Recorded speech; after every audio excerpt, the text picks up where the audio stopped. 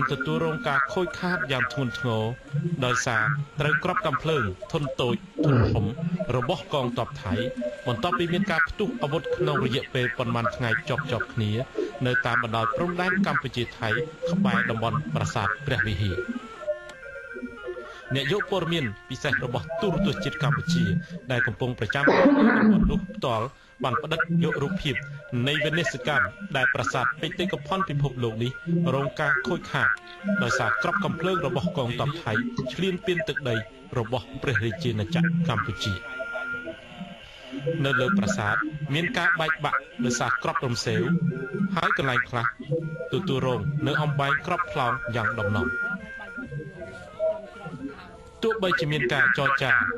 បញ្ឈប់ការបាញ់គ្នារវាងបញ្ជាការឋាននៅតាមតំបន់ព្រំដែនរវាងភាគីទាំងពីរកម្ពុជាថៃ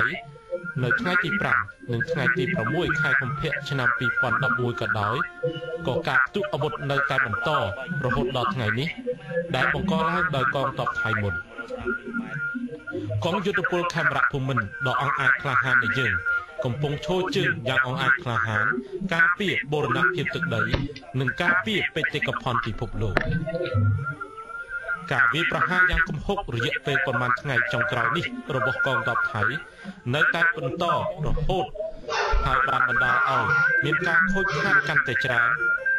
ដល់ជីវិតមនុស្សនិងប្រាសាទព្រះវិហារក៏ដូចជាទ្រព្យសម្បត្តិផ្សេងៗផងដែរ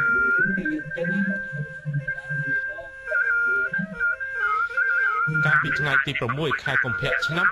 2011ក្រុមអ្នកយកព័ត៌មានរបស់ទូរទស្សន៍ជាតិកម្ពុជាបានឡើងលើភ្នំប្រាសាទព្រះវិហារនិងបានទទួលការអនុញ្ញាតពីអាដាមនាយឧត្តមស្ដីហ៊ីងប៊ុនហៀងអគ្គមេបញ្ជាការរងកងយុទ្ធពលខេមរៈភូមិន្ទទទួលបន្ទុកប្រចាំការបញ្ជាការដ្ឋានទិសប្រាសាទព្រះវិហារផ្ដល់ការបញ្ជាក់អំពីស្ថានភាពនៅប្រាសាទព្រះវិហារដូចនេះថា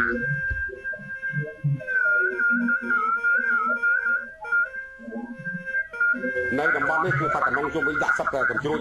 21របស់យើងគឺថាដែលខ្ញុំបញ្ជាបាញ់ចេញគឺឡងវិញតពេលវេលាបាទឡងពេលវេលាឡងធ្ងន់ធ្ងរណាស់បាទមកពុទ្ធខាងជួបយូរបរិសាមកមិនតិចណាមុនធ្លាប់បានគេថាពីអពុមិនមោទនភាពទេបងគ្រប់វិនិការជួបបងថាខ្លាំងពីចំនួនអាយុ35 36ឥឡូវ52ចូល53នៅចូលណាបែរដងចង់រីកបាទមិនធម្មតាទេព្រោះបាក់តិចណាស់ចឹងទេបាននៅក្នុងតំបន់ប្រាសាទទល់មុខរៀបក្របយើងហើយបាញ់មកលើប្រាសាទគោប្រាក់ទី1ដល់ទី4ទី5នេះក៏ថាធ្ងន់ធ្ងរណាស់ពួកនេះគ្មានស្គាល់ច្បាប់ទម្លាប់អីទេអានឹងគោរពរាជការជាបងប្រាសាទសរុបមកវិញទឹកចិត្តបងប្អូនកងពលធម្មទី3មានកងពលតូចចំណោះ3ទៀតលេខ8លេខ7លេខ9ពិសេស9 11និងកងពលលេខ1អាស្រស់ច្បាប់អត់ទូទេបាទទោះតែចំមុខវាលត្រីព្រមត្រាប់នឹង5នាក់ការគៀបសកត់យ៉ាងធ្ងន់ធ្ងរបំផុតហើយយើងមិនលាក់លៀនទេតែយើងរបួស20នាក់បាទពេលនេះតែ2នាក់ទេហើយម្នាក់ទៅប្រជាប្រដ្ឋប៉ុន្តែគ្រប់សាសជូនបងអានេះអូតាំងពីយប់ដែលយើងកំតិចនៅឃុំនឹងគេថា23ក្បាលនៅកន្លែងហើយយប់ពីម្សិលមិញនេះទុកឱកាសឲ្យ8ឡានចុះដឹកមកប៉ុន្តែគេប្រាប់ថារបួសតែគ្នា3នាក់បាទម្ល៉េះមកនេះ7នាក់អានេះបកាយយើងចឹងទេប្រហែលថ្ងៃនេះបើតាមយើងក្រាបបានឬអិចចាយក៏បន្តិចដែរអិចចាយច្រើនណាស់ពួកគេបានបាយចម្លើយថាកងទ័ពកម្ពុជាប្រើប្រាស់សត្វអាវុធគ្រឿងចាក់ធនធ្ងន់គឺអិចចាយហើយប្រហែលថ្ងៃនេះគេអិចចាយមែនចង់អត់ទេអិចចាយហើយខ្ញុំបានប្រាប់ទៅសម្ដេចថាសំណាងការប្រយុទ្ធគ្នានឹងក្បាលក្របគេវាយដាក់យើងសិតនៅក្នុង155និង105គឺយើង155និង130ហើយយើងទៅបន្តវិញទៅមិនបងអានេះវាច្បាប់វាតតយ៉ាងគេប្រហែលថ្ងៃនេះវាគម្រាមយើងទៀតពីយប់សម្មិញច្រឡប់ចូលនៅគោដៅច្រកចំសងាត់បាននៅទិសតំបន់ធំតំបន់តូចនិងតាក3មកដល់មកនេះជាក្រាបបានកម្លាំងវា2000កាត់ចូលហើយក៏ក្រោះ20គ្រឿងចាក់ទៀតបាទចឹងទេអារូបភាពសមប្រយុទ្ធនេះរាជការជូនបងមិនមែនជាការសមប្រយុទ្ធរបស់ពួកវាធម្មតាទេគោលការណ៍របស់វាយកអាកម្លាំងសមប្រយុទ្ធនេះមកវាយយើងតម្រូវនេះគោលដៅរបស់វាយកទី1ការសកាគ្រីស្វរៈទី2ព្រមត្រាប់និងវាចាំថាអា4.6ថ្ងៃនេះជាចំណុចដែលពួកវាយកលេខថាសមប្រយុទ្ធប៉ុន្តែការពិតប្រើប្រាស់កម្លាំងរូបភាពនេះបើយើងក្រាបបានថាអាមូលនិធិវានោះអាវិជាការកងទ័ពជើងគោវិញទទួលយកលុយមូលនិធិទឹកប្រាក់ជិត 4000 លានបាទដែលត្រូវបានដណ្ដើមយកគោលដៅដែរ វាថាដីវា 4.6 នេះជាចំណុចដែលរាយការណ៍ជូនអាដាមតបភូប៉ុណ្ណឹងហើយព្រឹកពីម្សិលមិញទៀតប៉ះនេះមកប្រើទៀតឥឡូវបាទ1ម៉ោងទៀតបាទ1ម៉ោងគឺថាវាងាប់នឹងកន្លែងនៅព្រំត្រប់គឺ3ក្បាលនៅកន្លែងមុខវាត្រី4ហើយនឹងចាក់ហម6បាទតែយើងក៏របួស10ហើយយើងមិនលាក់វារបួសតិចទេណាតិចបន្ទាប់ពីមានការផ្ទុះអាវុធដែលបង្កឡើងដោយកងទ័ពថៃមកលើកងយុទ្ធពលខេមរៈភូមិន្ទកាលពីថ្ងៃទី4ទី5និងយប់ថ្ងៃទី6និងព្រឹកថ្ងៃទី7នេះអាដាមនាយអាដាមស្នេហ៍ហ៊ីងប៊ុនហៀងអគ្គមេបញ្ជាការរងនៃកងយុទ្ធពលខេមរៈភូមិន្ទដែលប្រចាំការឈរជើងនៅសមរភូមិមុខទិសប្រាសាទព្រះវិហារបានដាក់បទបញ្ជាឲ្យគ្រប់បណ្ដាអង្គភាពនានាពិសេសកងយុទ្ធពលខេមរៈភូមិន្ទត្រូវតែត្រៀមខ្លួនជានិច្ចក្នុងការការពារបូរណភាពទឹកដីឲ្យបានគង់វង្សនៅក្នុងឱកាសចុះសំណេះសំណាលជាមួយនាយទាហានពលទាហាននៃកងយុទ្ធពលខេមរៈភូមិន្ទនៅថ្ងៃទី6ខែកុម្ភៈឆ្នាំ2011នេះដែលកំពុងតែប្រចាំការនៅខ្សែត្រៀមជួរមុខអាដាមនាយអាដាមស្នេហ៍ហ៊ីងប៊ុនហៀងបានជំរុញនិងលើកទឹកចិត្តដល់កងទ័ពកម្ពុជាយើងឲ្យចេះរួមសាមគ្គីគ្នាជាធ្លុងមួយត្រូវគោរពបទបញ្ជារបស់ថ្នាក់លើត្រូវត្រៀមគ្រឿងសព្វាវុធនិងបំពាក់គ្រឿងអាវុធឲ្យបានគ្រប់គ្រាន់ដើម្បីទប់ទល់នឹងសភាពការណ៍ដែលអាចកើតមានឡើងជាយថាហេតុទាក់ទងទៅនឹងសភាពការណ៍នៅតំបន់ប្រាសាទព្រះវិហារនៅក្នុងថ្ងៃទី7ខែកុម្ភៈឆ្នាំ2011នេះលោកជុំវុនអ្នកយកព័ត៌មានទូរទស្សន៍ជាតិកម្ពុជាប្រចាំនៅខ្សែត្រៀមជួបមុខជាមួយនឹងកងយុទ្ធពលខេមរៈភូមិន្ទបានធ្វើសេចក្តីរាយការណ៍បន្ថែមតាមរយៈទូរស័ព្ទដូចតទៅសួស្តីលោកជុំវុនសូមលោកចាប់ផ្ដើមសេចក្តីរាយការណ៍បន្ថែមទាក់ទងនឹងអ្វីដែលបានកើតឡើងនៅវេលាព្រឹកថ្ងៃច័ន្ទនេះលោកត្រូវជាប្រតិជនជាតិទីក្រុងសម្បត្តិជុំវុននិងក្រុមការងារប្រទេសកម្ពុជាវត្តមានទៅរបស់ប្រទេសកម្ពុជាស្មារតីអញ្ញាតរាជការជួនពីកិច្ចការនៃការប្រតិបត្តិប្រទេសកម្ពុជានៅពេលទី2ខែឆ្នាំ2011នេះវេលាមក8:15នាទីព្រឹកកងទ័ពថៃបានបញ្ញពុទ្ធធនធ្ងន់មកលើទឹកដីនៃព្រះរាជាកម្ពុជា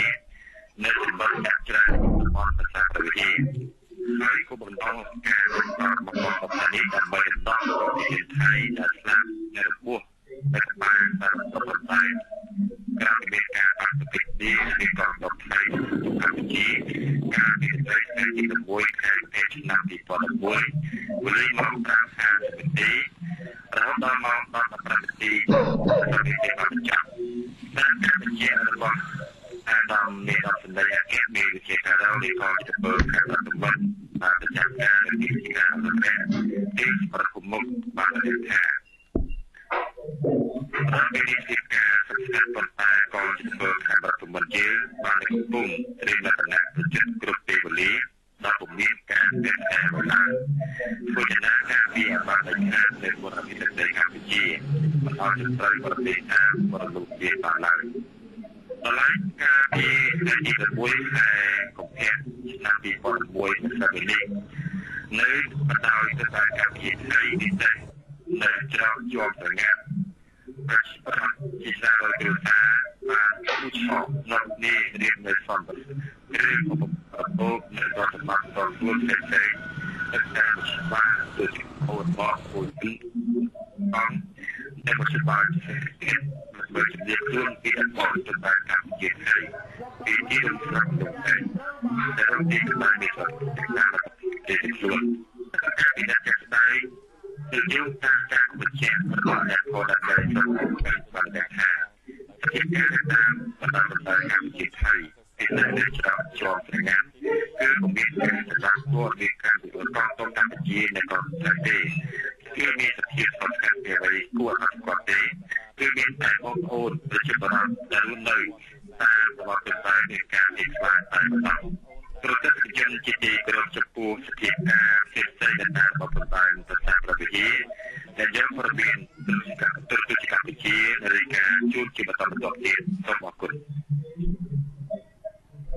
សម្ដេចអគ្គមហាសេនាបតីតេជោហ៊ុនសែននាយករដ្ឋមន្ត្រីនៃព្រះរាជាណាចក្រកម្ពុជាបានផ្ញើលិខិតមួយច្បាប់ទៅកាន់ប្រធានក្រុមប្រឹក្សាសន្តិសុខអង្គការសហប្រជាជាតិដែលក្នុងនោះសម្ដេចបានលើកឡើងថាការវាយប្រហារយ៉ាងគំហុកជាថ្មីរបស់កងកម្លាំងប្រដាប់អាវុធថៃនេះបានបណ្ដាលឲ្យខូចខាតកាន់តែច្រើនឡើងដល់ជីវិតមនុស្សនិងប្រាសាទព្រះវិហារក៏ដូចជាទ្រព្យសម្បត្តិផ្សេងៗទៀតអំពើឈ្លានពានជាក់ស្ដែងម្ដងហើយម្ដងទៀតដោយប្រទេសថៃប្រឆាំងនឹងកម្ពុជាគឺជាការរំលោភលើលិខិតតុបកោច្បាប់ដោយខាងក្រៅ 1. សារក្រមរបស់តុលាការយុត្តិធម៌អន្តរជាតិថ្ងៃទី15ខែមិថុនាឆ្នាំ1962 2. មាត្រា 2.3 2.4 និង 94.1 នៃរដ្ឋធម្មនុញ្ញអង្គការសហប្រជាជាតិ 3. សន្ធិសញ្ញាមិត្តភាពនិងសហប្រតិបត្តិការនៅអាស៊ីអាគ្នេយ៍មាត្រា 2 ដែលប្រទេសកម្ពុជានិងថៃជាភាគីចែងអំពីការគោរពគ្នាទៅវិញទៅមកលើឯករាជ្យភាពអធិបតេយ្យភាពសមភាពនិងបូរណភាពដែនដីនិងអត្តសញ្ញាណជាតិរបស់ប្រជាជាតិទាំងអស់ការដោះស្រាយការខ្វែងគំនិតគ្នានិងចំនួនដោយសន្តិវិធីការលះបង់និងការគំរាមកំហែងឬការប្រើកម្លាំង 4. កិច្ចព្រមព្រៀងស្តីពីអធិបតេយ្យភាពឯករាជ្យភាពនិងបូរណភាពដែនដីនិងការមិនអាចរំលោភបានការមិនចូលបកសម្ព័ន្ធនិងឯកភាពជាតិនៃប្រទេសកម្ពុជាមាត្រា 2.2C និង 2.2D និងកិច្ចព្រមព្រៀងក្រុងប៉ារីសឆ្នាំ1991នៅក្នុងសារលិខិតរបស់សម្ដេចអគ្គមហាសេនាបតីតេជោហ៊ុនសែនសម្ដេចក៏បានសង្កត់ធ្ងន់ផងដែរថាយោងទៅលើអំពើឈ្លានពានដ៏សែនគ្រោះថ្នាក់របស់ប្រទេសថៃក្នុងពេលថ្មីៗនេះដែលជាគ្រោះថ្នាក់យ៉ាងធ្ងន់ធ្ងរដល់សន្តិភាពនិងស្ថិរភាពក្នុងតំបន់សម្ដេចសូមស្នើយ៉ាងទទូចឲ្យលោកជំទាវប្រធានក្រុមប្រឹក្សាសន្តិសុខអង្គការសហប្រជាជាតិមេត្តាកោះប្រជុំជាបន្ទាន់នៅក្រុមប្រឹក្សាសន្តិសុខអង្គការសហប្រជាជាតិដើម្បីបញ្ឈប់ការឈ្លានពានរបស់ថៃនៅក្នុងសារលិខិតសម្ដេចក៏បានសូមស្នើផងដែរឲ្យលោកជំទាវប្រធានក្រុមប្រឹក្សាសន្តិសុខអង្គការសហប្រជាជាតិមេត្តាផ្សព្វផ្សាយលិខិតនេះជាផ្លូវការជូនដល់សមាជិកក្រុមប្រឹក្សាសន្តិសុខអង្គការសហប្រជាជាតិទាំងអស់